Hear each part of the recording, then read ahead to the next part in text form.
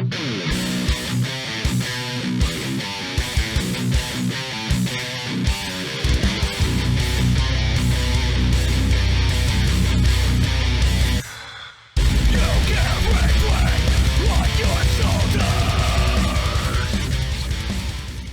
guys, welcome to the All Right Take 5 podcast.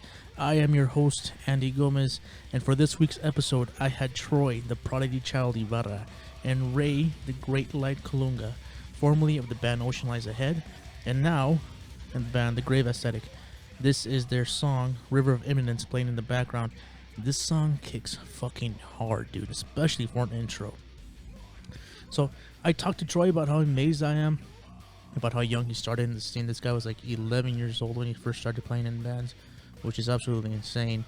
We talked, of course, of our influences and what got them into music and playing instruments, and we talked about the importance of the DIY culture and all the great things they have been able to accomplish with just doing the most of what they got, and of course the power of the hustle. I've known these guys for years and seen them grow so much, and I had a blast catching up with them and recording this episode with my friends. I hope you guys enjoyed this episode as much as I did recording it. So let's kick the music, let's start this podcast, and let's get the show on the road.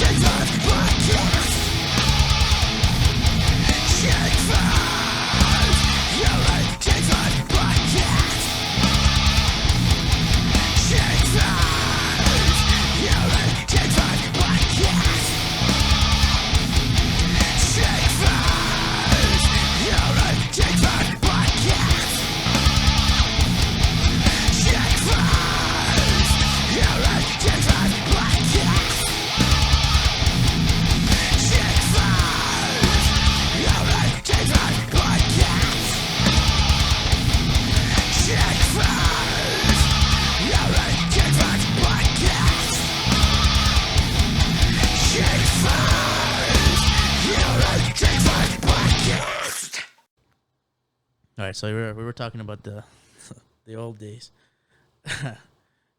Dude, I know it's such a long time ago, but it literally feels like it was yesterday. Yeah, pretty much. Right? Like you were talking about the Socorro show.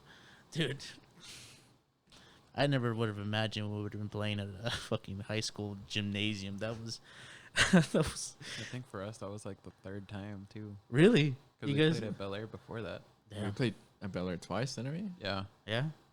Nah, dude, yeah, I never thought we would, and I would never thought we would play at a high school gymnasium, especially not being in high school anymore, which was the fucking crazier part. Well, I was still I don't even know if I was even in high school at the time. No, not yet. I think I was like in 8th grade. Oh, goddamn, dude, I always forget how fucking young you are. Goddamn. That's the craziest part to me. It's just like, you know, and fuck, when I started with Doom, I was 17. And I was still way older than you. Like, that is insane to me that you started so young. Yeah. Like, and we were already, like, you guys too, we were already fucking playing with the big boys. You know what I mean? We were 17. I thought we were fucking young. We were playing with 20-something-year-olds, 30-something-year-olds already. And fucking, you're over here 11, 12 years old. And playing Warped Tour. Playing Warped Tour, dude. Not only just bars and shit, but you guys are already making pretty big moves, which is cool. Like, I don't know, like, and then, yeah. Did you get that a lot? That people think like, who's this kid? Yeah, at first it was like, holy shit. Like, I think I felt like for a while people didn't even really know that he was that young. Yeah. Yeah, because I remember I thought you were everyone else's age. Until, I think Ray told me, like, you were, like, 12. I'm like, what? Fucking still driving me to fucking middle school and shit. Yeah. Like, and then makes it worse, like, you say what grade you were in. You know, you go 12 years old, and you're like, oh, that's young. Then you go middle school, and you're like, holy shit. Okay, that's young. That's young. I remember picking you up before practice, too. That's crazy, man. Yeah, we used to do like that, 14, too. 15. We used to pick him up from school. That's insane, man. You guys are like modern day AC/DCs over here with a schoolboy uniform. That's crazy. Yeah, I mean, and then we were talking about it right now too. We've known each other for pretty much almost 10 years. Pretty much. And you guys were back being Ocean Lies Ahead, and then now to the transition of the creative aesthetic. But you guys, I think you guys still managed to keep the sound pretty consistent. Like you guys have your sound. You know what I mean? Like you, and I think you guys, like you found it very early, and you kept to it. You know what I mean? Yeah. Which kudos to you guys, because it takes bands a lot of trial and error to do that, and I think you guys got it right away, right off the bat, and continue to stay consistent with it. And you guys are always been like super tight, always, and a huge inspiration for me at least for like the DIY. You guys have always done everything DIY, like and. Fucking, dude, Ray, I always go to you for everything, dude. I'm like, dude, how does this sound? How do you do that? How do you do this? Yeah. I'm not a smart guy. I'm a fucking idiot, dude. I don't know how any of this shit works.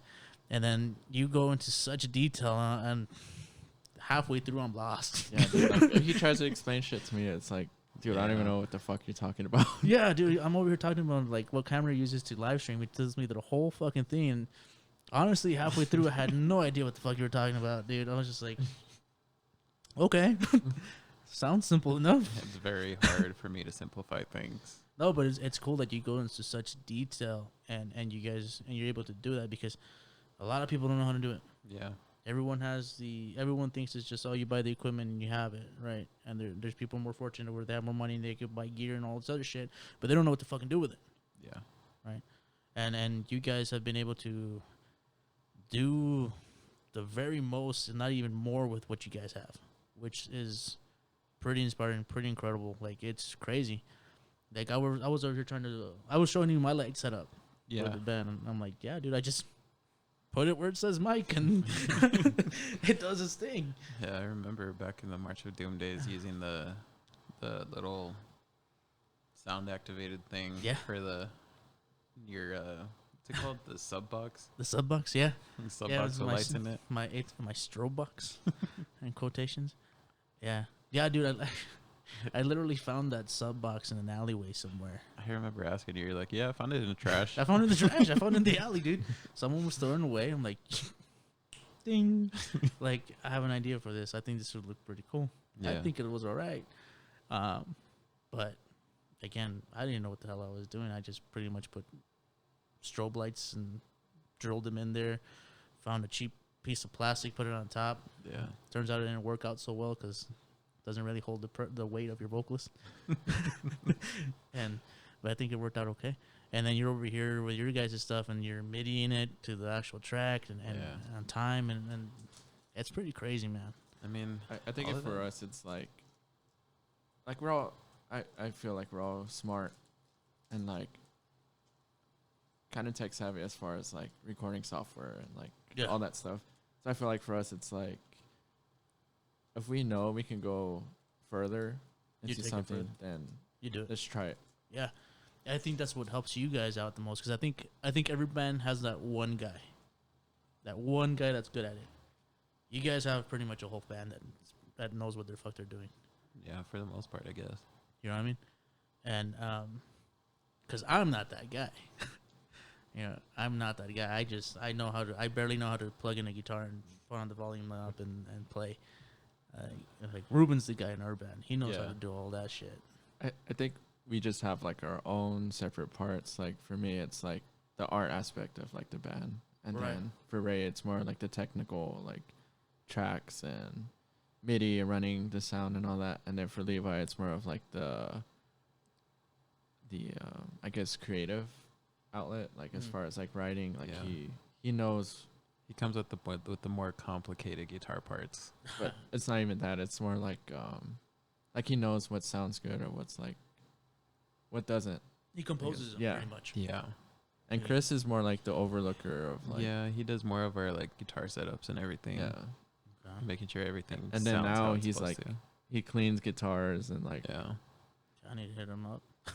So like I think it's a good like balance between like everyone. Yeah, no, that's what I've noticed with you guys. It's like I said, everyone, you guys, I can tell you guys are a very tight team.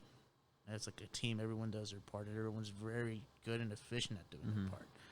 And I think that's why you guys have such a clean sound too. One of the cleanest bands I've ever heard, especially even live, because I know you guys do a whole setup live too. Like it's not only recording process; it's you guys go, fuck it, if we can do it live, why don't we? And you guys do, and it shows. It's crazy. Like it puts me to the test. Where I'm like, fuck, I need to really practice on getting as tight as I can with this shit too, because you guys, like I said, not only do it live, not only do it at practice. Oh, even at fucking practice, which is fucking crazy to me too. Yeah. You know, because I started off very punk rock. I didn't even know what a fucking metronome was until like much later in life. Yeah, I know. I remember hounding you guys on. Yeah, you were the one that kept on telling us. You were the one that kept on telling us. You're like, dude, practice to click. I'm like, a what? Well, Max is the worst fucking one because he doesn't know what a damn metronome is. I hope you're hearing this, dude. Practice, boy. You're listening to this right now. Drop it and practice. And Max is a hell of a fucking drummer, dude. Yeah. If he was on a click, dude, like he'd be like. He's insane. He's one of the. And I don't mean no disrespect or anything, Max. I know he could be like. Oh shit. Fucking. No, insane, dude. He's an insane drummer. Not just saying because he's my dude, but he's just an incredible drummer. And like you said, if he was to tighten that ship up on the metronome, and not only that, but like if any band starts working towards a click, you're gonna get a tighter sound. And it opens up a lot more possibilities on what you can do, like as far as lights, sound effects, everything. Yeah. No, and then even for me, because once I started practicing with the metronome, it even helps, for me at least, in the writing process. Yeah.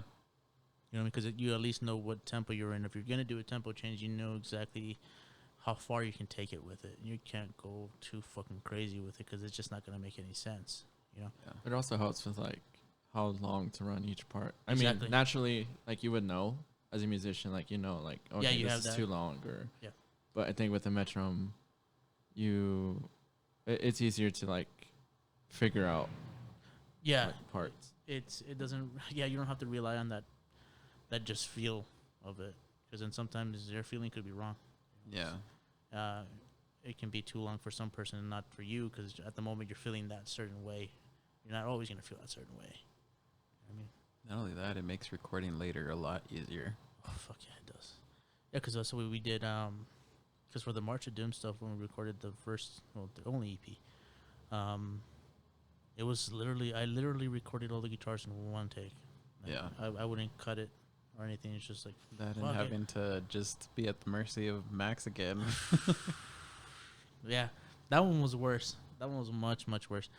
But for this new stuff, for the Armado stuff, it's we practice a lot more with the metronome. He does as well. He knows how to play with it more. And we literally took that song section by section. You know, and that helped out a lot. That makes it so fucking clean. Because if you can go section by section by section by section and then put it all together and it sounds flawless, you know you're playing that fucking right. Yep. You know you're playing it on time. You know you're playing it fucking clean. Because, yeah, like I said, it's you add all those sections together, and if it makes sense, you know you did it good. Is this kind of how you guys did it? You guys did it section by section, or? For the most part, I know most of the time it's just get as far as you can. If we have to stop, then we'll cut it back and start from where the last part. Yeah. You can bring it back in. Yeah, you continue where you fucked up. Yeah, pretty much. That's how we started doing it too, but then we realized, like, fuck it. If either that or you realize what parts you need to do separately to make sure they're all consistent with each other. Yeah. Yeah. So, like, what got you guys into playing? Or first, let's go even farther than that. Let's take it even more back. What's got you guys into music in general? I think you have to get into music before you even decide to even pick up an instrument. Like, when did you guys start? How young did you guys start? What was the big breakthrough band? What was the breakthrough genre? It was like, that's what I like right there. For me, it came mostly from my dad because he used to play drums for like a cover band. Okay. For like years, so like I would always see him at shows, and I was like, "Oh shit!" Like. So your dad played drums? Yeah. Cool. And he still does, but he's like my biggest inspiration because he's the one that kickstarted everything for me. Okay, cool. So what was he into? What was he playing? What kind of? From I remember like Aerosmith, like I don't know. The only song I remember is like Aerosmith. Yeah, and I think for me it was mostly just like old '80s music, just like Billy Idol, Rat, Nice. stuff like that. Okay. I mean, that's mostly what my parents listened to, so Billy Idol, Rat, all that hair that's metal stuff. that's kind of what got me into it. But I mean, as far as metal, the first real experience I got was the Backcountry by Avenged Avenged Sevenfold. Yeah. Killer track. Then that just everything else just stuck, That was your rabbit hole. basically. Now you fell in there, then that's it. It's over. Yep. Not bad, man. And then what made you pick up like fuck it and play bass? Well, I started playing guitar. I mean, I always wanted to play guitar and just never got a chance. Mm. And then once I realized guitar was a class in high school, then I was just like, well, now is my chance. And I guess that was my in to finally get my parents to get me a guitar. And The excuse to go, hey, Yeah. for class, it's for school. so I started playing guitar, and eventually one of my uncles gave me a PV bass. Nice. It's the same blue one that I played through all the mod stuff. But after that, I met Aaron, and I knew Chris since freshman guitar class. Then our old guitarist Charles was in the same guitar class, and eventually we all just ended up in the same band. It turns out that way, man. It just turns out that way where you Yeah. think about it, and next thing you know, Yeah, I remember the way that I joined. I was playing. Me and Chris would play Call of Duty with Troy, and Troy out of nowhere, he's like, "What do you think about Ray being our bassist or whatever?" He's like, "I guess." Next time, I just showed up to practice, and that was it. you're the Fucking bassist. sucked. And I think we all kind of sucked in the beginning. I should A did. tiny PV amp and couldn't hear anything. I started with a PV amp too. It was like I don't know what they're called. It was a little 15-watt. Those little Viper ones. Yes, or that's what whatever it it's was. It's a Viper. Exactly. A little 15-watt Viper. Yeah, you can hear shit out of that thing. called. Everything Couldn't at hear 10 shit, and especially nothing. over drums. Yeah, especially over drums. Especially if a guy like Max too, who's just too fucking loud. But so, around what age were you guys all when you guys started the band? I was just graduating high school. That was my senior year, so I was about 18. Okay. Then, everybody else is mostly around the same age. That's crazy, man. So yeah, you guys have been doing this long time.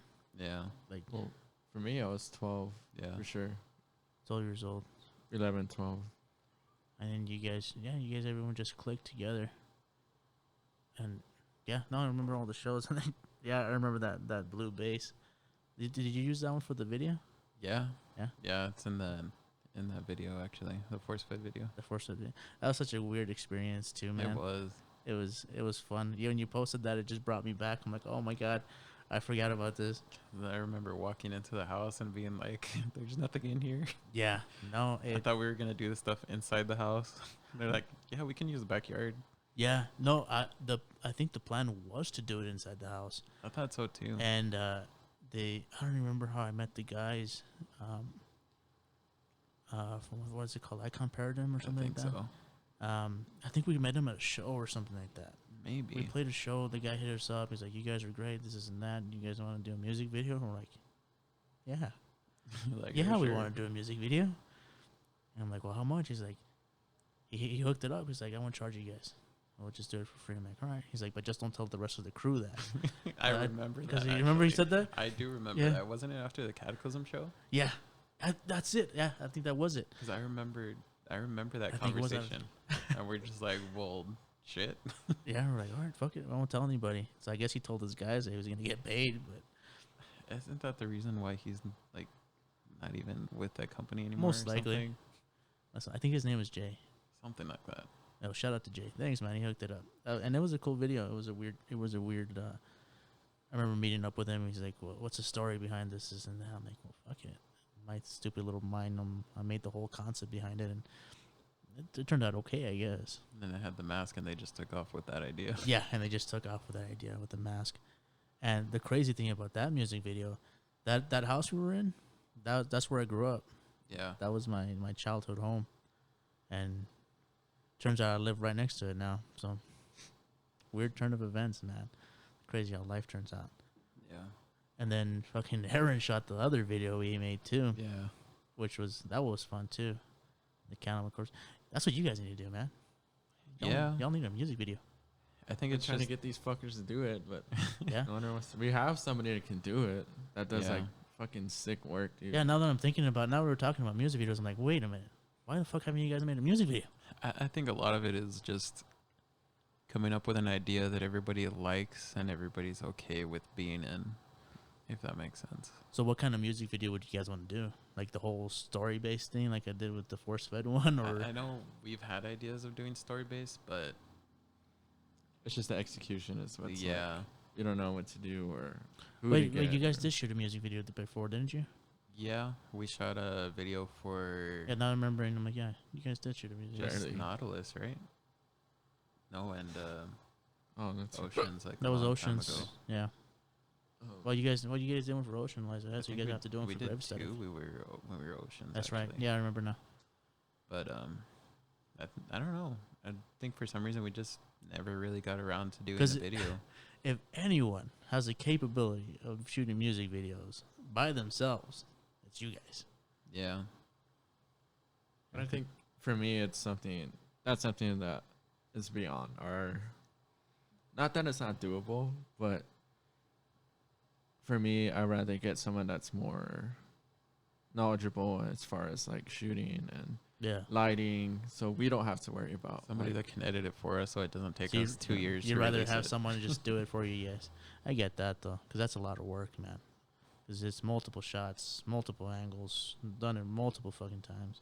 Even though Yeah. when we did it, I don't remember how long we were there, but Dude, I don't even know. I remember we were there forever. it was a long time. And we were there pretty much all night. And like 20,000 takes. It was crazy. And, oh, yeah, I get that, because I wouldn't want to do that at all. But yeah, I think with us it's just the location, coming up with a setup that we want to do. I mean, actors, actresses, stuff like that. with us we're always working on whatever sound we want to go to next. So I think a lot of it is we get preoccupied focusing on music. Yeah. Well, I mean, and then speaking of music, seeing here, like, yeah, last release 2017, man. Yep. Any plans on new music? I think right now with the whole quarantine thing, we're doing our best to just write as much as we can. I think that's the only I think, upside yeah. of having so much fucking time now. I know eventually we have a few stuff we want to try to put together, but it's just a matter of when we're actually able to get together and actually work on it. I think that's the hardest part sometimes now. Yeah. It was I hard. work full time, so it's like No, I yeah. just- No, yeah. I mean, I think every band's like that. Everyone has full-time jobs. Some people work nights. Some people work days. Yeah. Getting I the think our scopes, you know. schedules are just too Too sporadic.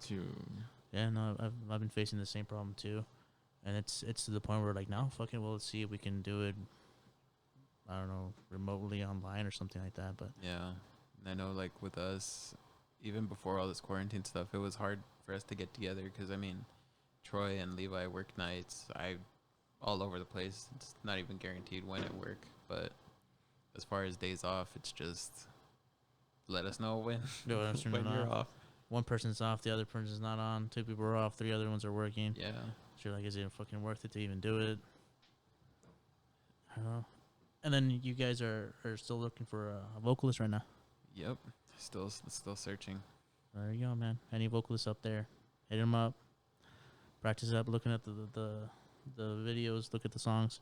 What song is it? The one you guys have out for them to try out? Right now we have The Scavenger's Daughter uploaded on our Music Glue site. Right now we have an instrumental up, and then we also have lyrics up there for them if they want to go ahead and just send us a track or even video, whatever. At this point, whatever works. Whatever, to send something, man. Yeah.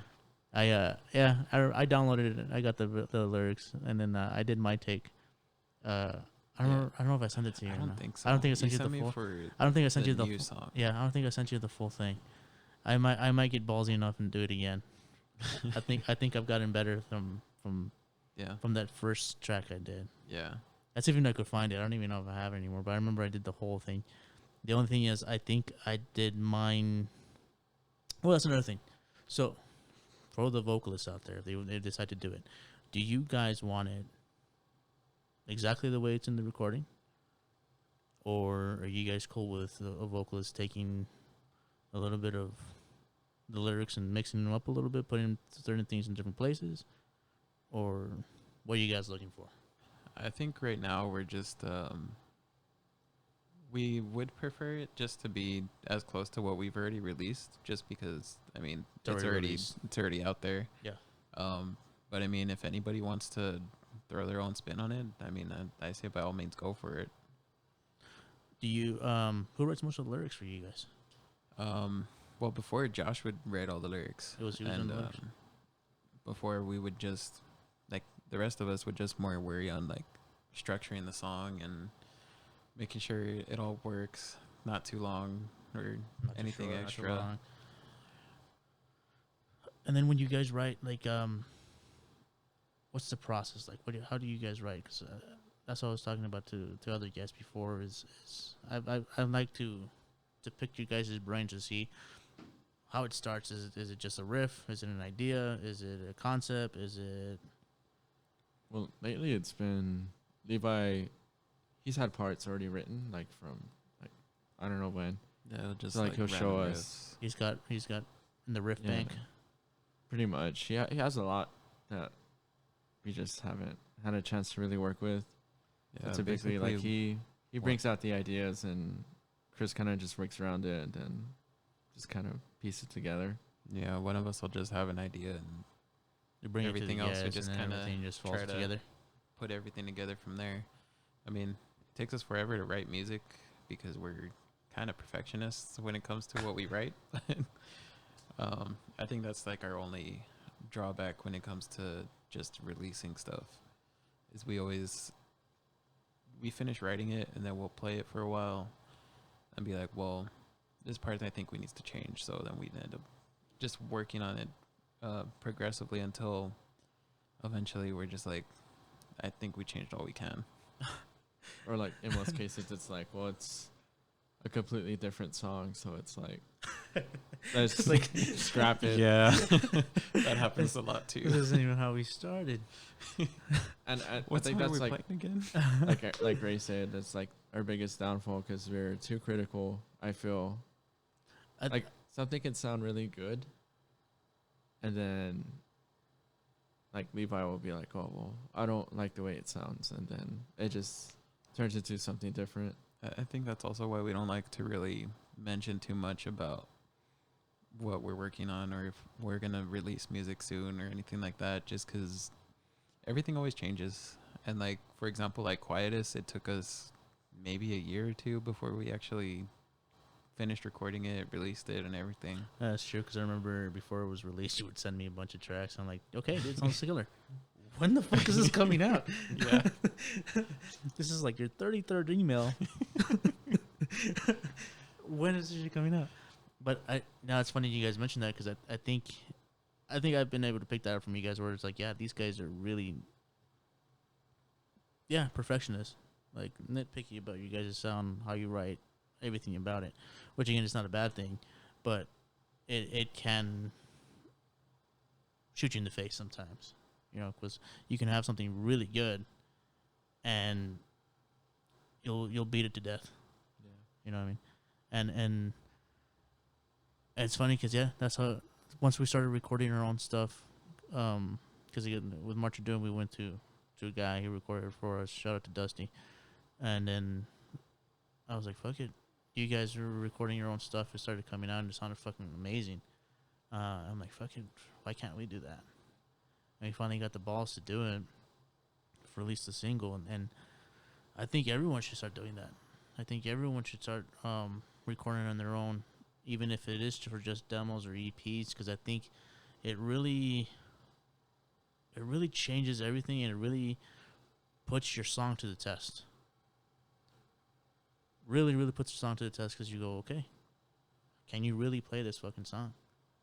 You know, Like if you can make your own, like sound really good, then I feel like that's when you're ready to like go into like an actual professional studio because you'll know your shit like already. Like you'll know that your stuff is good enough, and you won't have any problems. You're not wasting anyone's time. You know, Yeah. and I think it really shows. I think it would really show, like, if you were to go to professional music, if you guys were to go to a studio, everyone would go like, "Oh, these guys know what they're doing. Right? They're not wasting time. They're not dicking around. They know their parts. They know the song. They know how to play to a click. Because you guys are one of the best I've ever seen playing for a click. It's like, you guys do it at practice, which I find insane, and then you guys do it live, which again blows my fucking mind. And it's cool because you see all the big bands do it, and none of the smaller bands dare to try. Yeah. You know, or maybe because they don't even know how. Because I don't even know how. Like, Yeah. it's just like, I mean, I think that's what's also helped us as far as like accomplishments that we've made as far as like playing Warp Tour, main stage and the Ernie Ball stage when we were OLA, and just oh a shit, bunch of different you're stuff. right.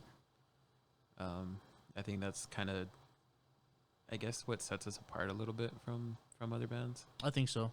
I think so for sure. And I think that's very important. You have to have something that's going to set you apart from all the other bands. Because then you just get lost in the wave. You get lost in the ocean. You have to be able to stick out a little bit. And I think that's your guys' thing.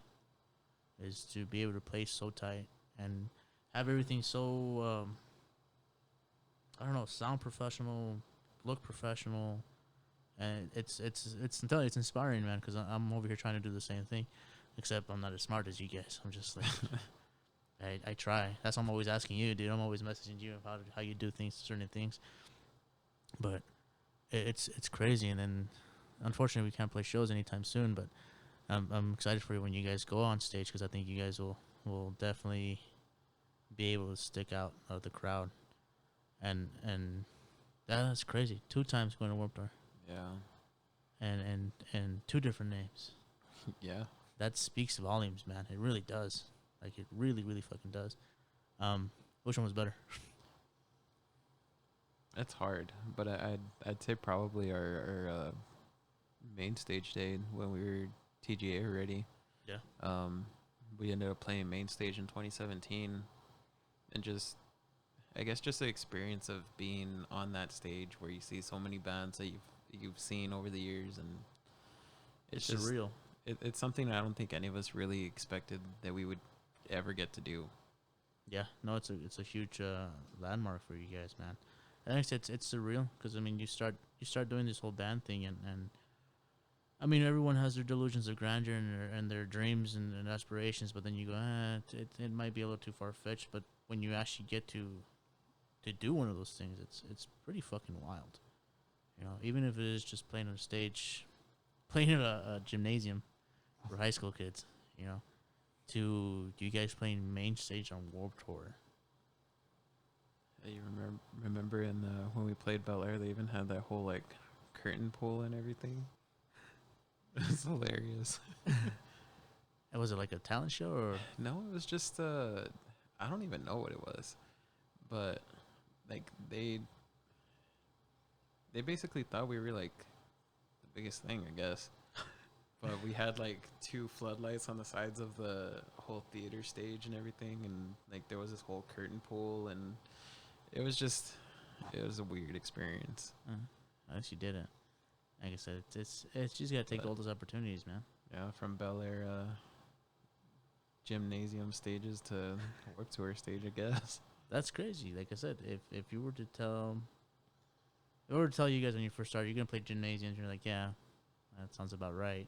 And then you go, no, but you're gonna play the main stage of Warped Tour, and be like, nah, get the fuck out of here. Yeah, I don't know when that's gonna happen, but okay. Yeah, exactly. But it's pretty wild, man. And again, it's because you guys did it all DIY, and I think you guys are one of the best to do it. It's pretty wild, pretty fucking crazy. And you guys have.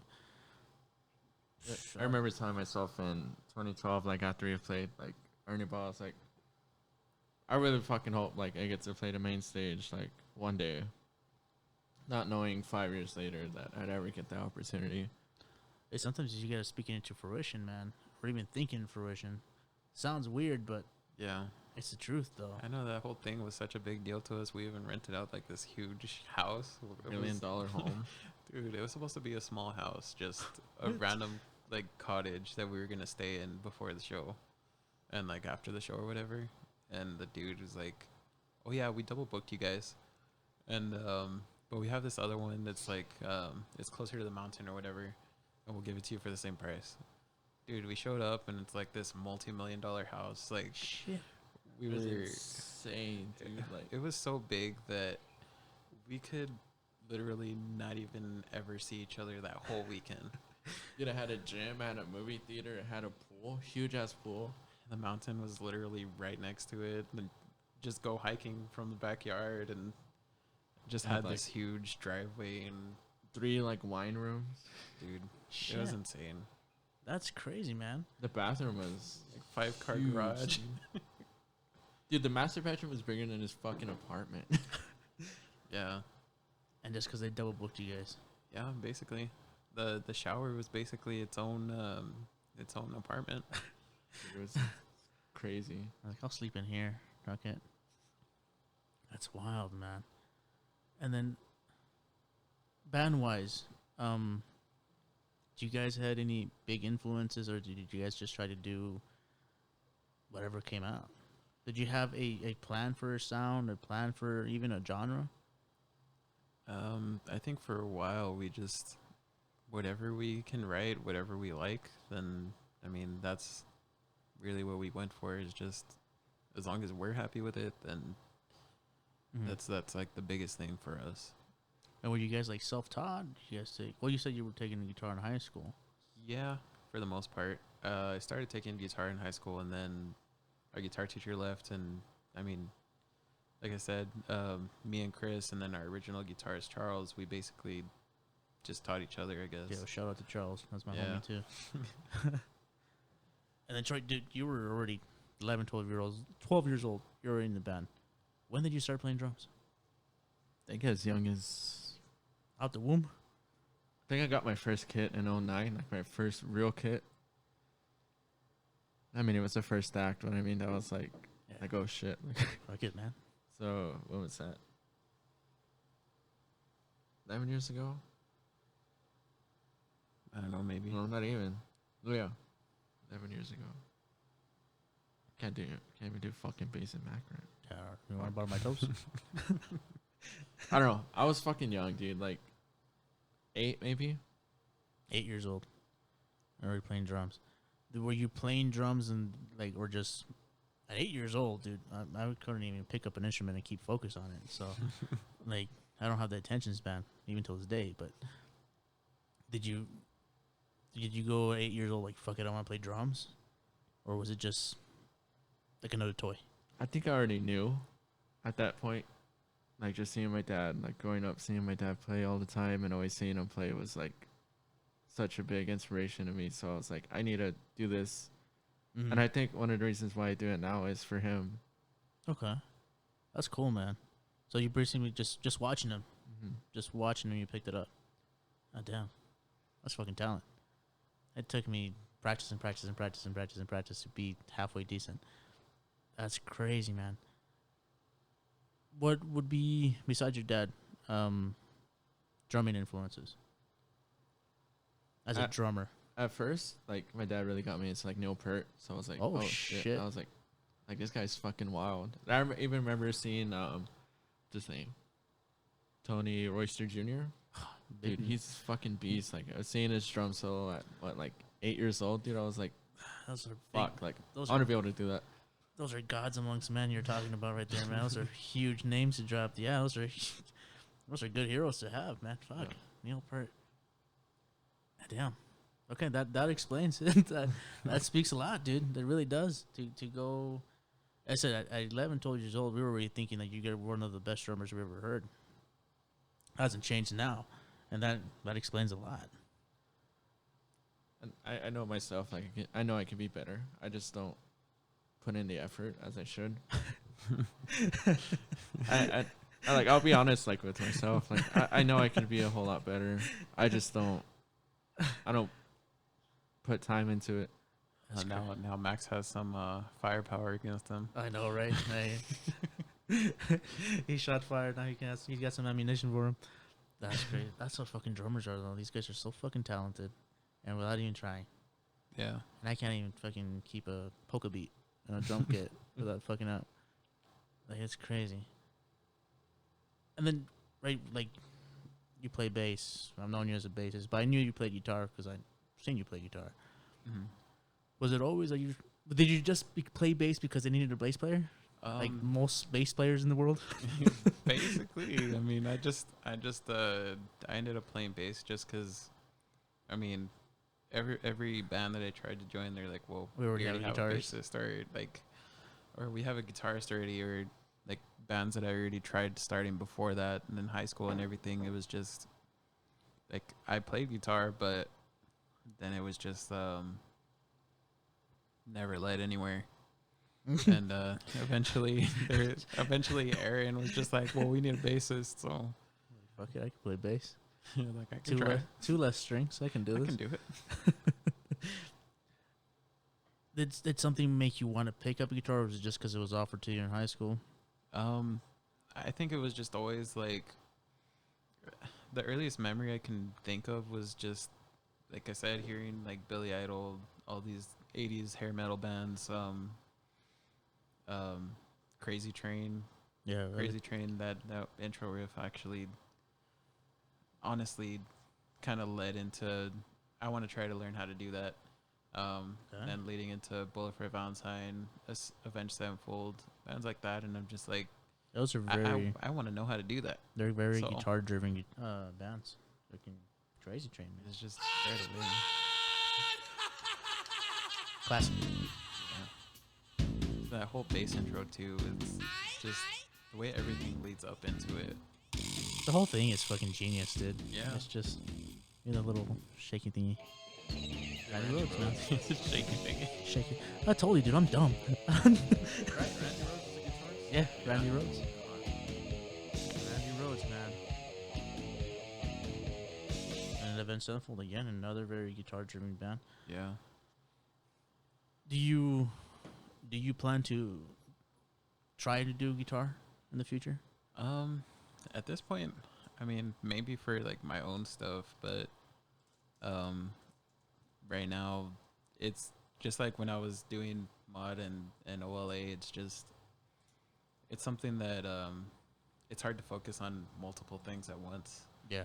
And once you start having ideas on bass, then you just keep building and building and building, just going off of everything that you're doing, and it's hard to, I guess. It's hard to get away from what you put your mind into. Yeah, and I guess it's I guess it's kind of hard to separate. I think correct me if I'm wrong, but I think you guys, another one in the band has a separate side band, right? Not right now. No, right. Everyone's just focused on. No, like before it was Troy and Aaron had their own band, and well, like I was with Mod, and that's pretty much it. Yeah. Other than that, we haven't really done anything extra. But you guys never strayed away from doing multiple, which I'm surprised because you're a drummer. Well, I did write a song. I did write a song recently. Oh, you did? Yeah. That. Yeah. I was a little. Drummers are usually band horse. Yeah. Hookers are like in 4, 5, 6 different bands. It's just I so just hard to find couldn't drummers. Put myself into that kind of like. It's really hard to find drummers. Right. I remember Skyscrapers was trying to get Troy to do drums. Yeah. And then Max ended up doing drums for them. He did, because he's a whore. And then they stopped playing. They stopped doing shows. Yeah. Speaking of Max, I mean, like Akira also, and whore. Max has played in a lot of bands. Max has been in a shit ton of bands. I'm hoping to have him in the next episode because he's been in so much. It's insane. And at least with the Akira right now, he's a bassist, which is different. And he's been such a drum whore. Not that, and you guys have known each other since you were born, so yeah. No, yeah, me and that guy, we were literally babies next to each other. So I mean, I'm natural. pretty sure you have more stories than than everybody else is gonna have. Yeah, no, I need like a 6-part series with that, man, because it's just so much. But like even, I mean, yeah, dude, it's when I messaged you guys to be on the podcast, and then the whole time, like I said, I don't really do prep for anything, but which I should. But the only thing I was thinking about to myself was like, fuck, I've known these guys for a very long time, and oddly enough, we've both been in 2 different band changes. Yeah. Right? Because, yeah, you guys were OLA. Sorry, I can't say that right. And then now with the Grave Aesthetics. And then we were in March of Doom, and now with our models. And it's kind of the same kind of story, maybe, scenario, whatever you will, of you guys being almost the same band members and just switching things up a bit, putting in a different name on it. Sound-wise, switching it up a little bit. I think I did more of a drastic change sound-wise, but you guys, the spirit of it's still there. Like, back in the day, you guys meshed so well. Right now, I think you guys mesh so well. And like I said, it just keeps on getting better. Like, one thing I want to start doing is the playthroughs, and you guys did one with Troy with the drum playthrough, which came out fucking killer. So now I want to start doing that. Any more playthroughs in the future? So We're hoping to. I mean, why are we working on one for Paramore? I just started to record. We have a emo set coming up eventually. Whenever I was gonna say, whenever. I was like, wasn't that it's like been like a year already? I was gonna say, So, wasn't that supposed to happen 2 years ago or something I like think that? at this point we're anxious to start sharing, I guess, our own take on some of these songs. I'm so glad you guys mentioned that, because I completely fucking forgot about it. Because it's been such a long time since this was supposed to happen. Yeah.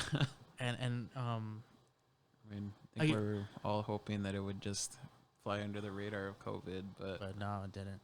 I was hoping so too, but sorry. I never went to one of the emo nights, because it's not the first time they did it, right? This was like, I think it's the fourth, fifth, something like that. I never went to one. I had friends that went to one, and they explained it to me, so I didn't get it. I'm like, so it's covers, right? Mm-hmm. You do covers of a band. Yeah. Do you choose one band to cover, or? I think basically that's the format that he's trying to do. Is you pick a band and just go for it, I guess.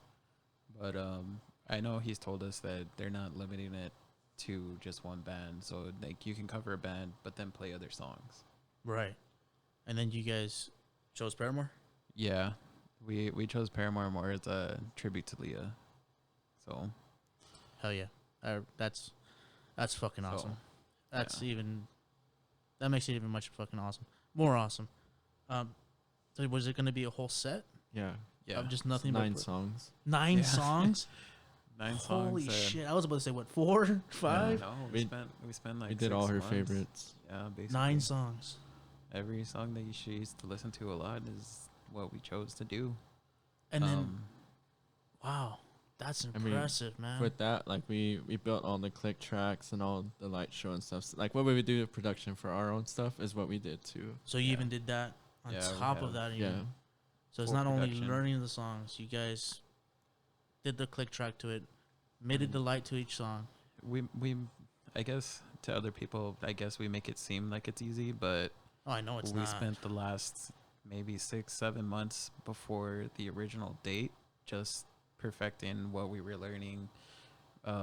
Me programming the lights, all the MIDI stuff, and Well, you guys just learning 9 songs is fucking incredible.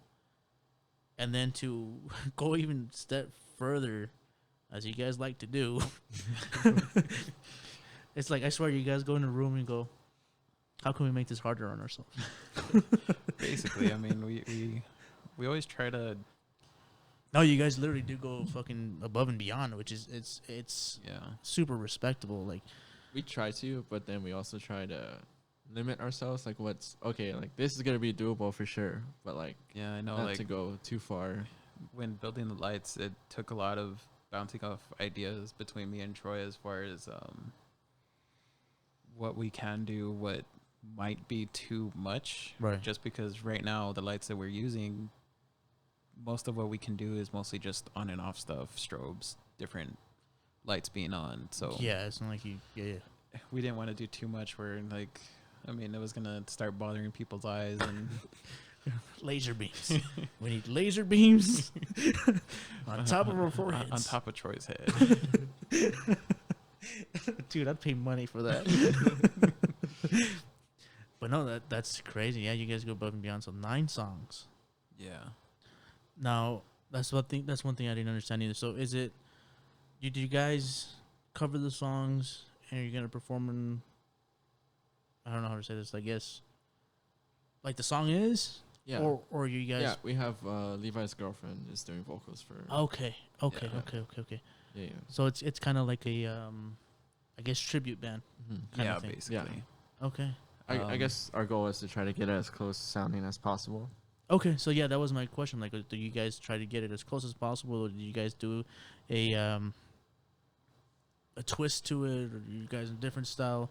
But it's just how the songs are. Yeah, but we also look like at their live stuff too, like what they do different Like live. different tracks. Yeah. God damn! I swear to God, you guys. That and there's a lot of stuff that we built literally from scratch. So I know like just like the pianos and the song Decode, I had programmed all the piano. Some of the stuff we had to just splice up to try to get close enough to what extra tracks there are. And even Christian would she would look at Haley Williams live and kind of do her vocal takes live as opposed to like what's kind of trying to put on that persona, I guess. Mm-hmm. God damn, you guys are insane. You make me feel so fucking lazy. And I feel like we're lazy. Like No, dude, you guys go like you guys take it to a level where it should be taken, but no one dares to. And it all goes back to that, like, what we put into our show is what all of us would want to see if we were to go see our favorite bands. Like, we would want to see stage production makes a huge deal, at least for me. Okay. For live shows, especially like with Enter Shikari, they have like insane light shows. I know like when what was that band that came? Suicide Silence, I think. The last band that Chris saw, Chelsea Grin. I know for him, he didn't really like Chelsea Grin, but that show, their stage production made it where he actually liked them a lot. It's a new album, dude. That new album is. I think it was Fit for an Autopsy too. He was kind of like, that oh, band is shit. killer too. And it all makes sense now. Now you guys are mentioning that, it all makes sense now. Because yes, it's true. Like it's stuff you want to be doing. Oh, what up, man? What the fuck? What up, dude? Man, you scared the shit out of you, man. Oh shit! All right, sorry guys if you can't see this, but Aaron just walked in and scared the shit out of me because I didn't see him. Fuck, I lost track. Okay, yeah, it makes sense that you guys are taking to that level, because yeah, it's true. You do want to, because I started thinking that way too, because we were talking about it earlier before we hit record. Was March of Doom was just have fun. It wasn't. There was no thought in it. Yeah. Like I said, we didn't do set lists. We just played whatever song came to mind. We would call out songs mid-set. Just fuck it, play this one. With this new project, it was just like, okay, let's take this more serious. Let's really take it to it's like a job. You know, you want to do the best you can, and you want to be able to put a show that you would enjoy watching. Yeah. And then you guys mentioning those bands, it makes sense now. You know, because those are perfect examples of bands that do this right now, and they do it very well. Mm-hmm. My only, the thing that always, at least for me personally, that always takes, I always have two sides of it, right? Because one part of me is like, yeah, I want to do what you guys are doing, play to the clicks, do the MIDI, do all of that stuff, because it would just look killer. And again, it's the challenges as a musician, and you just become a better musician by doing that. But then there's the other part of me that, again, I grew up on punk rock, and it was just like, Just what you're comfortable with. not only comfortable with, but like, and I think it depends on the genre of music, right? Because if, like, Chelsea Grin, I wouldn't want Chelsea Grin to fuck up on stage, right? Because that's bands that have like drops, you know. Warped Tour. There's certain parts in songs where you're like, I want this to sound exactly like it does in there, because or even better, exactly. And then there's other bands where I'm like, I want to see them fuck up. Yeah. I want them to play it faster than the recording, or slower, or, you know, like, it's just. A lot of times for me, it's like, if a band sounds like fucking killer, like on an album or EP or whatever, and their stage performance is shit, that turns me off immediately. Okay. So like, I won't listen to them, because if they can't reproduce what they record, Right. they can't play what they record live. Then What's like, the point? I think at the very least, perform what you recorded. And that comes back to us too. It's like, we want to be able to play exactly what we record, because we don't want to sound different, Right. or we don't want to sound worse. We always want to sound better, or I mean, like, if you want to change it up, that's fine. It's just, at least if you can pull off what you recorded, then I think that's a big accomplishment for any band. yeah. No, yeah, I agree. And I feel like a lot of bands now try to perfect their sound, record it, as opposed to perfecting their live sound. And I think that's where they lack a lot. Very true. Because it's not easy, but it's so different. It's so different being live and being in the studio recording. Completely different environment. It's night and day. But yeah, it's very true. Like, you can, because it's studio magic. Any band can do studio magic.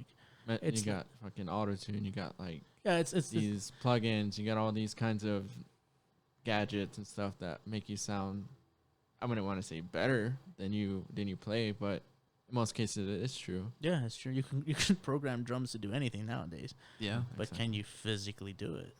Right? You could program a guitar to sound so fucking fast, but can you physically play it? Or even vocalists or singers, like, dude, you can auto-tune all fucking day. But if that shit's gone... Well, you remember programming Max's drums before?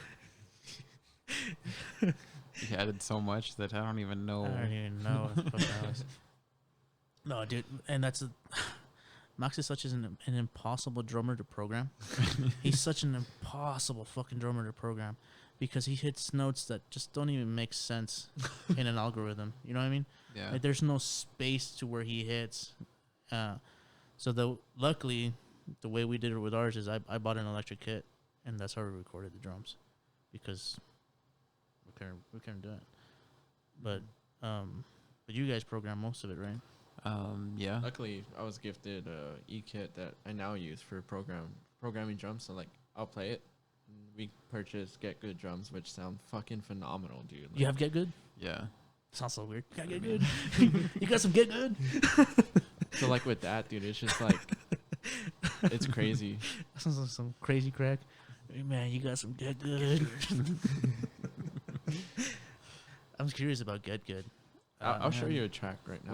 With how many sure. with how many ads they have for Get Good, it feels like there's like so crack. many things that you can do that makes it sound like a live studio kit, dude. Like, it's crazy. There's so many little things. You could change the overhead mics, the room mics, the separate mics for the snare, the bottom, top, Damn. the overheads, the room. I know a lot of people shit on bands having programmed drums and stuff, but if you do it right, dude, like, it's like that, and it's just, you got to do with what you can. You got to do what you can. But now, what makes just like Quietus was all programmed drums. I didn't record them myself. Levi individually put MIDI tracks. Bless his heart. Yeah, I know.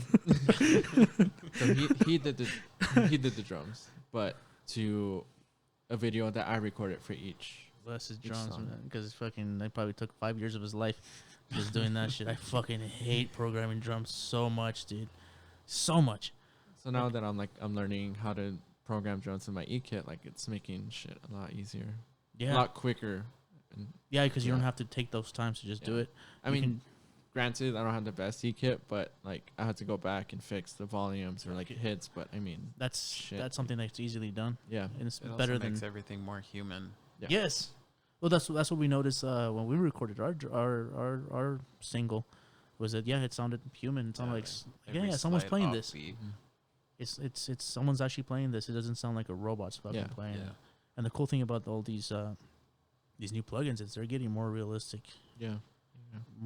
every fucking day, and more accessible because they don't cost a fucking arm and leg anymore, man. Yeah. I mean, unfortunately, it takes like these producers and shit kind of out of business. But I mean, Fuck them. They've had their time. It's our time. It's good time. it's good, Yeah. good time. Dude, Nolly has done so much for like Saint Nolly, recording plugins and everything. Like, even the whole Dark Glass plugin from Neural, Parallax. We That use whole the Nolly. parallax for our bass, and it sounds insane. It sounds fucking killer. Hey, Saint Nolly, dude. He saved us all. Like, He's our Lord and He Savior. basically he wrote the whole testament on bass tone and Dude, like he knows whole his shit recording. so well. It's like yep. fuck. We Not have just bass, dude. Like everything. everything. And it's Guitars, insane. bass, drums, vocals. Like, I'm gonna make candles with his face on it, and just have it in recording studios and light them up every time. Say a prayer to Saint Nolly before you hit record, and he'll bless you with tone. someone's gonna have to Photoshop Saint Nolly. Someone's got to do it now. Okay. Hey, wait a minute. I think I know a guy. Dude, you gotta do it now. I'll do it. You do it. I'll pay to have him put on candles. We'll make this a thing. Fucking Saint Nolly for sure, dude. But those guys, dude, oh my god, they paved the way for all of this. Yep. Sure. They changed the game. They made it to the point like, yeah, dude, you can do it yourself, and you can make it huge. Yep. These guys are massive. Like, it's Misha too is like.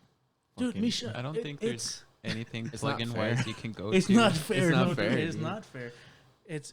But my they God. practice their crafts like religiously, dude. Like it's. And I think the cool thing about all the periphery guys is, especially Nolly, especially Misha, is they could have been dicks and kept it all to themselves.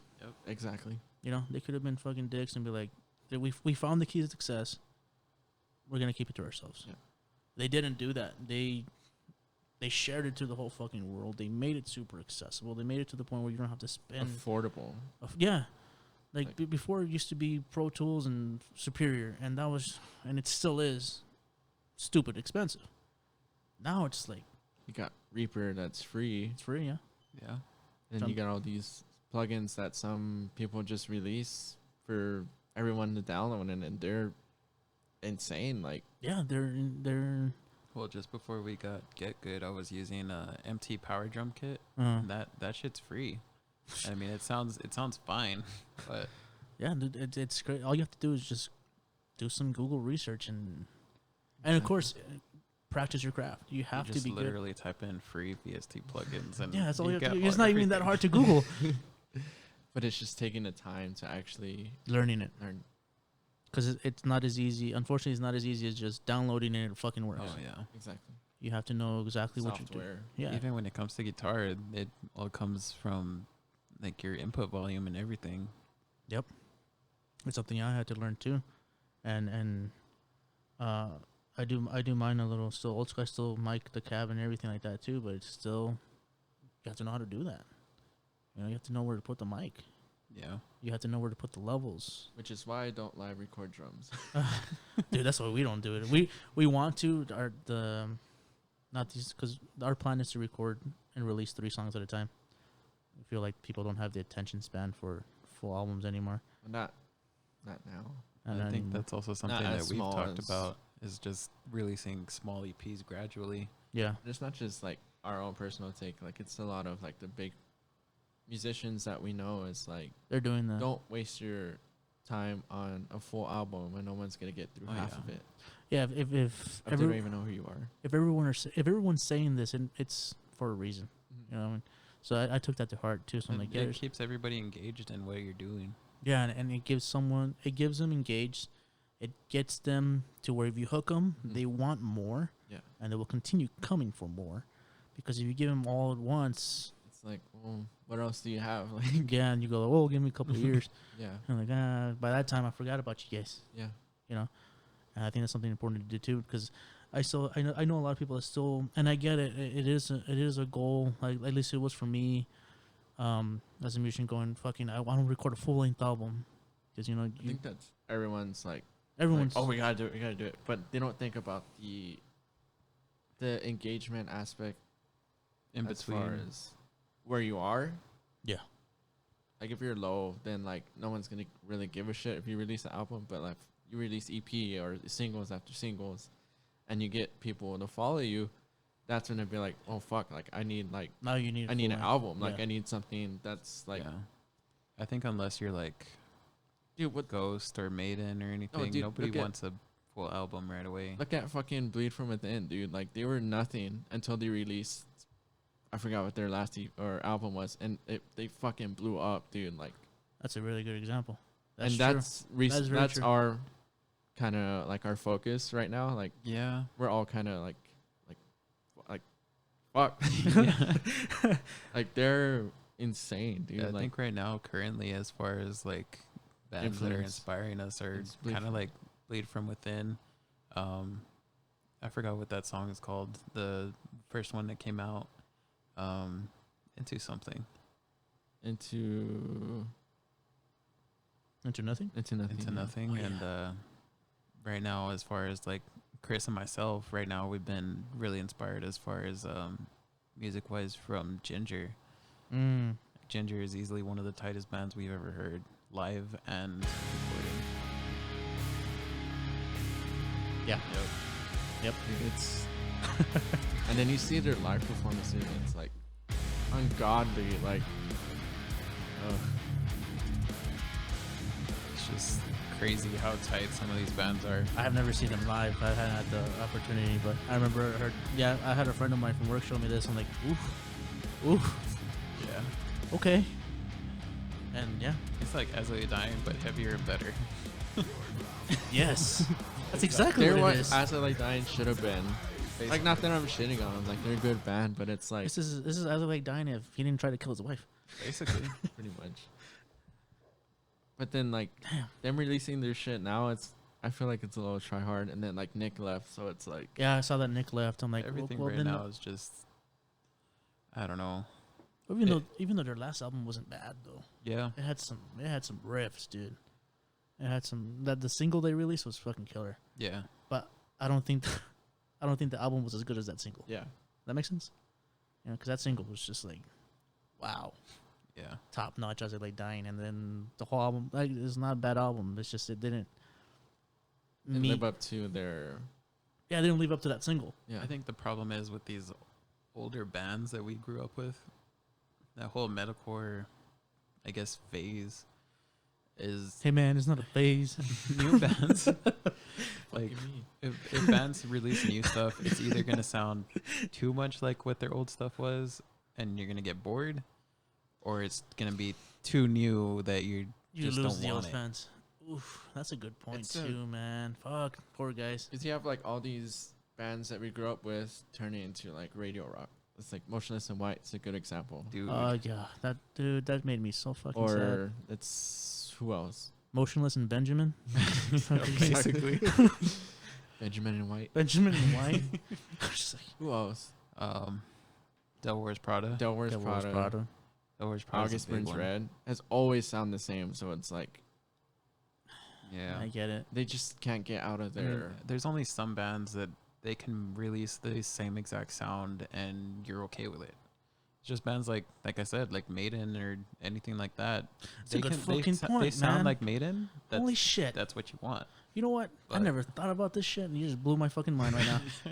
Holy But, fuck. I mean, That's unfair. you have these all younger bands. They stick to what they were during that phase, and nobody wants it. Or they Wow. change too much to be too radio rock. Wow. Holy shit, dude. You literally just blew my head. It's hard to have that in between. Because it's very true. You have Iron Maiden. They've never not sounded like Iron Maiden. And there was never a downfall with them. I think it's a matter of what period of time you blew up in and how much you blew up. But it's like knowing your audience too. Yeah. What it's like taking what you're good at and what people like and making it better without sounding the same. This is, And I think that's what Iron Maiden's done. Like they've perfected their sound that they can write anything and change it and it then still sounds sounds good, and that's true. it's them. Man, fucking maybe metalcore was a phase. This breaks my heart, dude. Dude, just listen to Killswitch now. I mean, Killswitch even too. Killswitch now has changed I was a about lot. I was about to give that example. I'm like, but what about Killswitch? And then I'm like, They no, changed even also. then, even Killswitch. Dude, even with Jesse back, and I think he's one of the better vocalists that they've had. I think so too. I like Jesse's vocals, but I like Howard's clean vocals. Yeah, I like Howard's singing better than Jesse's. Yeah. But I like Jesse's screams better than Howard's. Yeah. But But I mean, even then, they changed enough that it's not even Killswitch anymore to me. really, you think so? I think Kind a of. lot of bands that I used to listen to, I've outgrown just because of the direction they've taken. Yeah. And like, it's unfortunate what happened to the Ghost Inside, but like their new stuff, it's like they're already kind of I'm glad you said it, tossed not me. and like, yeah, like You heard it here first, guys. the Ghost Inside was fucking killer, but I mean, they're just Yeah, I'm glad you It's- said it, not me. But I felt the same way, dude. Because I love the Ghost Inside. Huge fucking fan since the beginning. Got me through some fucking rough times. And then I remember when that fucking accident happened because I was working at a hospital at the time. It's really and- close to us, too. Yeah, it was a hospital. I was working at a hospital at the time, and we had one of the merch guys or one of the sound guys where we were at. So I used to work in an ICU, and I had I forgot who it was. I think it was the vocalist who called because they were in another hospital asking for the status of their friend. And I told him I wasn't supposed to, but I told him. I fangirled on the phone. I'm like, "Yo, man, I'm a big fan." I'm a big fan. I'm a big fan. Real quick. real quick. I'm just glad you guys are okay. I'm a big fan. I'm like, I know I'm not supposed to be doing this. And it's just like, bad timing. But I told him, like, I'm just glad you guys are okay. I'm a big fan. I hope you guys recover fully and this and that. And glad they did. But yeah, like that I wanted a new album from them just because of the whole story. yeah. But it didn't. It honestly didn't hit home like I thought it was going to. It didn't hit as hard as I thought it was going to. I mean, it's not bad. It's definitely not a bad album, No. but I feel like they're trying to catch up to what they were before the accident. that's actually kind of what it sounds like. Mm-hmm. It was like we're back to where we left off, guys. You know, like, Yeah. no, dude, too much time has passed. Like it's Yeah. There's Kind kind of of the same no with Azalea dying evolution. too, yeah, that's true too. unfortunately. But then they had Woven War, which was good. Dude, Woven War was amazing. Yeah, no, Woven War was And cool. at this point, I kind of honestly wish you would have just stuck with Woven War. Same, because I think because they released 2 albums, right? I Yeah. think so. Yeah. Yeah, because the first album was like, okay, I kind of see what you're trying to do. The second album was like, okay, you guys are doing it.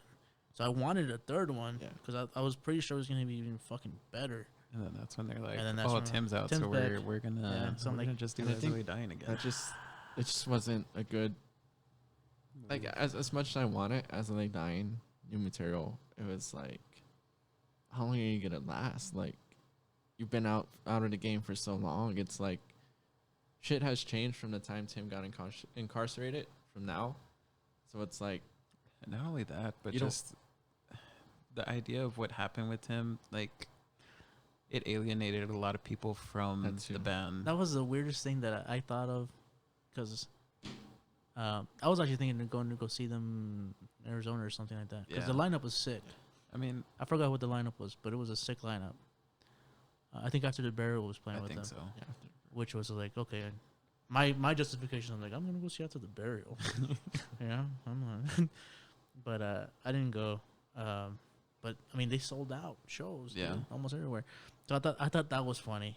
I'm like, okay, I mean, I can understand I mean- looking past it and just because that's going for the music. but that's the thing. Like, how hypocritical can it be where you're canceling bands left and right because, of course, they're doing egregious shit, right? yeah. I think it's with Tim. It's kind of like, well, Well, he can didn't you kill be- his wife, no, Which not is only not that. dead. but did so- she But die? It's more of like, how can I trust this person, or how can I believe what this guy says, or how genuine is this person Yeah. after he tried to like take someone's life? You know what I mean? Not only that, but the whole idea of what As I Lay Dying was as a band. Yeah. You know what I mean? The concept of it, the lyrical content, the whole story. That's when you go, yo, man, this guy was. I think now it just feels like he's capitalizing too much about his incarceration. Like that whole like Shaped by Fire or whatever the song is called. He should have like, gone more in, man. He should have gone thugcore. Yeah, I think he just ran too much with his problems. Yeah. With the new album, that that or it just the kind idea of just of being like, well, look what it's molded me into. yeah. No, yeah, because when I was listening to the album, it kind of seemed like, okay, dude, Too Like preachy. we get it, like I get it. which is cool. Like I get his frustration or like whatever he's feeling at the time, but it's like you could have put out My Own Grave exclusively on what happened Yeah. and wrote the whole album, the rest of the Something else. album, just something else. Doesn't have to Instead be. of running on the idea of how you changed or how this Yeah. fucking molded you into like a better person per se. And it's You didn't even do that much time, Tim. Shut the fuck up. Sit down, boy. It's like you weren't even there for that fucking long. He should have doubled down on it though. I think he should have gone like crazier with it. But fuck it. Yeah. I think they could have taken his lyrics and put it towards something musically Maybe. as opposed to lyrically. Yeah. Like making it more heavy or something Yeah. to express his emotions through music as opposed to words. Words. Which is a cool challenge to do as a musician too. But that album wasn't even super heavy, which is really I thought it was really riff oriented. Like it was a lot of guitar. Yeah. Crazy riffs, which is cool to listen to for a while, but then again it gets tiring after a while. Like, okay, I get it. You've been practicing, dude. Not bad. Is that what you want? Like, I hate songs when they're just solo after solo after solo. I mean, that's kind of And why. that's what August is, dude. Like they do the Yeah. same fucking thing every song. So like no song is different. yeah. But like you have like fucking Whitewash or like Meddler and shit like that. Which That's- were I think that's why I get tired of more like progressive bands like Animals as Leaders and stuff like that. Is because it's like, yeah, we get it. You're good. Yeah, that's true. Which is it's funny. Yeah, I mean, there's an art to simplicity, and Yeah. art too simple, right? Like it's, I don't know. Yeah, you can be as technical as you want sometimes, but sometimes you can get your point across in one sentence. You don't have to. write a Just to me. 3-page essay. Yeah. It's overwhelming at points. Yeah, it's like I get it, man. You're really good at writing essays, but you could have just said 3 words. And, I would have been like, okay, cool. Like yeah, okay, cool. fucking I get it. I get it, dude. You don't have to fucking preach to me for 3 hours. But I like it all, right? Like I do like Animals as Leaders. I do like very technical. I love listening to like technical progressive shit too. But then there's days where I just want to put the Ramones on. Yeah. You know what I mean? And just days where you're just too tired to have to think about a riff that's playing on your radio. Yeah, you just fucking just. Yes, that's how it is. Like even as when you play music, like there's days where you challenge yourself, and there's days where you just want to chug on that open note for as long as you fucking can, you know. Yeah. I think my music taste is just so everywhere, dude. Like some days I'll listen to like not rap, but like I'll just like R&B, or some days I'll listen to like heavy shit. Like I don't know. Oh, dude, you're telling me my fucking music taste is schizophrenic to say the least. Then I go Like- back to like fucking freestyle 80s music and shit. Yeah, dude. Like yeah. it's It's fine. Like one day I'll listen to Princeton the Revolution, and the next day I'm Cattle decap. cattle decapitation. Yeah, like not even the next Spears or day, something. same day. The next song is playing that. And like, oh fuck yeah, like Yeah, it puts or like me. some songs that you even forgot. It's like, oh fuck, like Yeah, I fucking love that. That's one of the greatest feelings where you're like, oh shit, I haven't heard this song fucking years. And Yeah. I forgot this was my jam.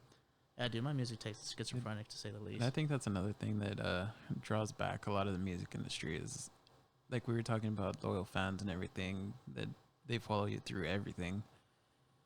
The problem is elitist, I think. Oh yeah, Like, I think that goes into any genre. dude, just like when me and Chris, we went to Austin to see Ginger, Mm-hmm. fuck. and we ended up seeing Ginger again in San Antonio.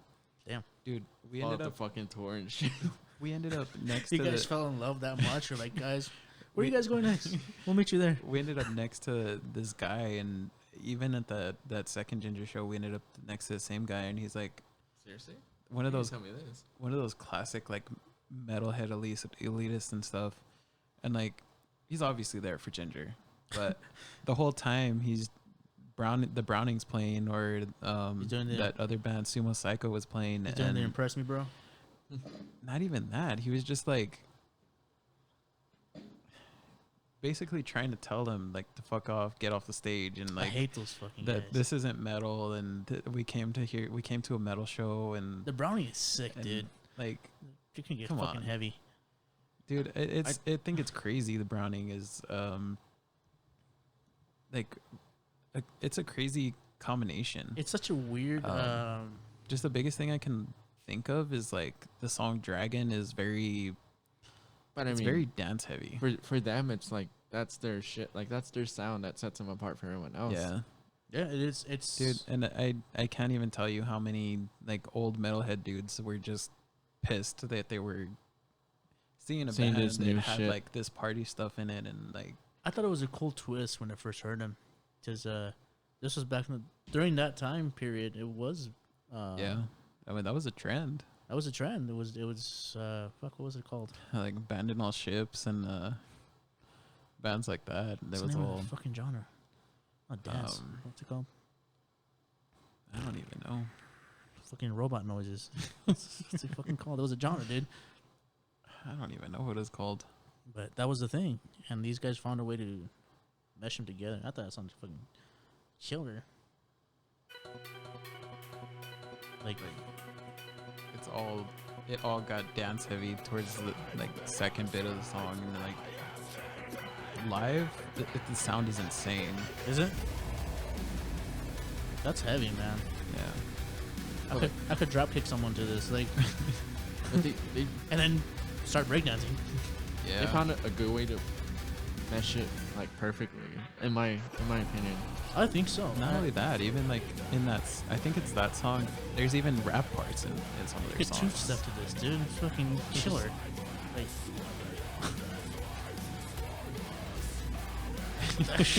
I'm speechless. Like, I can't even, it's good.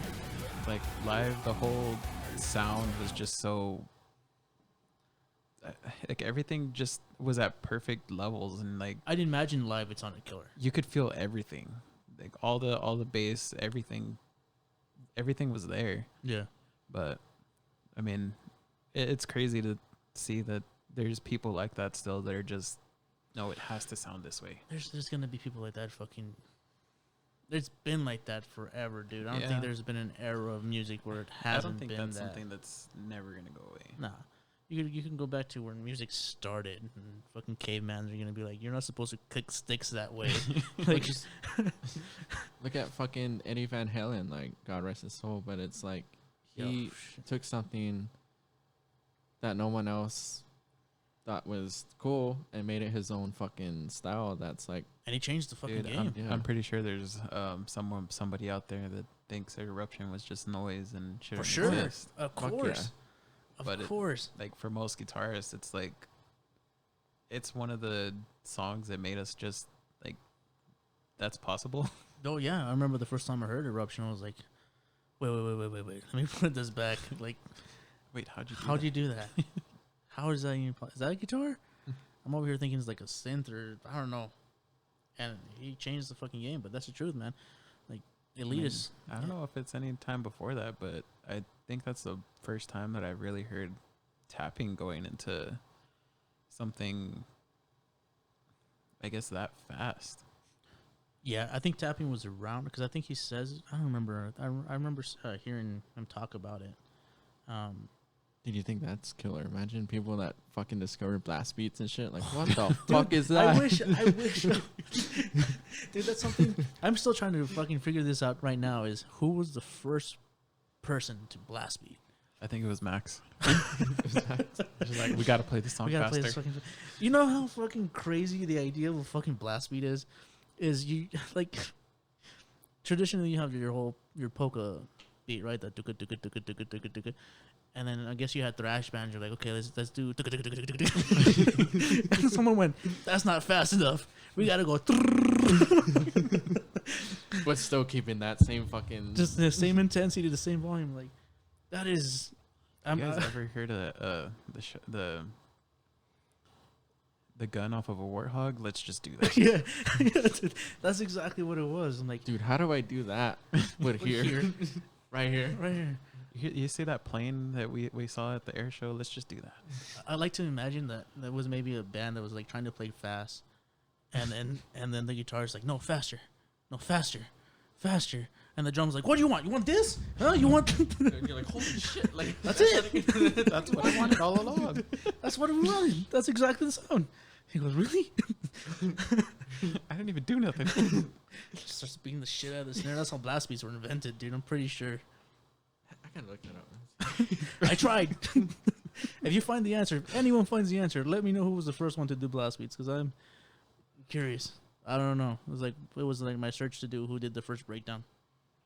Still haven't figured that out yet. I think borderline that could be Pantera. I always thought it was Pantera. I said it was Pantera Domination. I'm like, that was the first fucking breakdown. Holy shit! It says in 1980s. 80s? Yeah, it says blast beats became popular in extreme music from the mid to late 1980s. The blast beat evolved into its modern form as it was developed in the American death metal and grindcore scene with the late 1980s and early 90s. No, that's true. There was early death metal bands from fucking the 80s. Cannibal Corpse. Yeah, fucking Pestilence and all that stuff.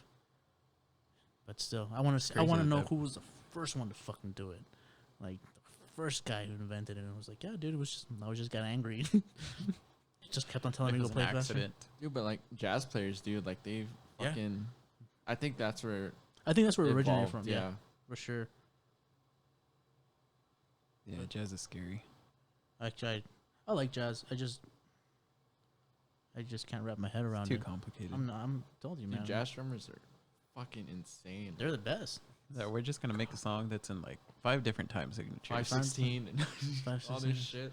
It's like, what does that even 5 mean? different time signatures, like 20 tempo changes. But like you listen to it and you don't hear the complexity of like, and it's that's it. It's super complex, but you don't hear it. We're just listening to it. Yeah, you just hear it like, okay, like, yeah, you hear everyone showering and shit. That's crazy. It's 5 o'clock. Somebody barely woke up. How did someone just wake up? Yeah, I think this is the first fucking breakdown, man. Let's see, where is it? Right here. Good fuck.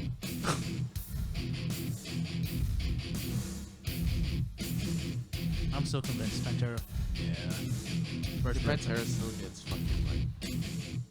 I don't care who you are. Any breakdown is like, it just gets to you. Like, there isn't really anything you can do besides bob your head. Beat this motherfucker next to you. Yeah, that too. Depends on the intensity of the breakdown. Yeah, they just oh my god, a breakdown. Fuck you. Fuck you. Dude, I've had to fight my urge. Like, I can't go to the store with headphones on. Because the whole time I'm just like, okay, control yourself. There's a Karen right there down the hall. She's bitching and complaining over there. If I'm at the store and this song comes out and there's a Karen, forget about it.